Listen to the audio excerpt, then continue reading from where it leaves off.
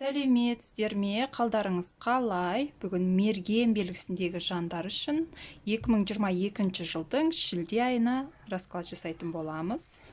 Так, бірінші карта бізде король мечи. Шілде айында асықпай, бір ойланып, бір жүрегіңіздің түбінде жүрген жұмысты жасауыңыз мүмкін.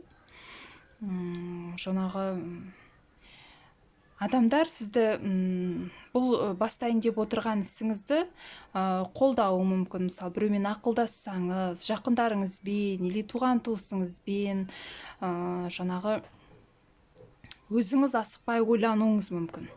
Может, бұрыннан ойланып, осы істі бастайын, жасайын деп ақылдасып, уже сіз дайынсыз. Нақты шешім де қабылдауыңыз мүмкін. Келесі карта паж пентаклей. Бұл істе сіздің уже опытыңыз бар.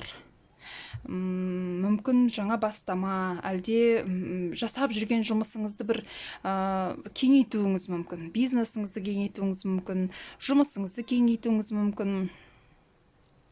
Паж пентаклей бұл жаңағы ақша обороты тезірек жасағыңыз келеді. Өзі енді опытыңыз бар ғой, сол өзіңіздің біліміңізді алған, үйренген нәрсеңізді сол іске салғыңыз келеді.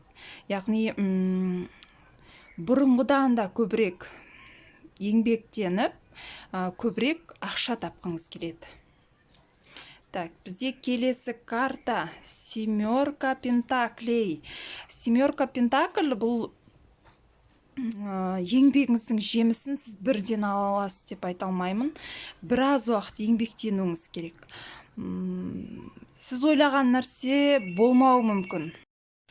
Себебі сіз асығыс шешім қабылдап жатсыз. Мысалы, сіз бизнес бастадыңыз, жасадыңыз, бірден жаңағы өз опытымды, еңбегімді салдым, бірден маған көп көлемді қаржы келеді деп ойламаңыз. Асықпаңыз. Асыққан сайын сіз ойлаған нәтиже болмауы мүмкін.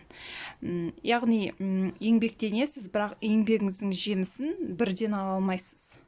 Мысалы, 1-2 ай еңбектеніп жұмыс жасау керек болады. Сол кезде ғана табыс көзі болады. Ақша жақсы болады, но тез арада емес.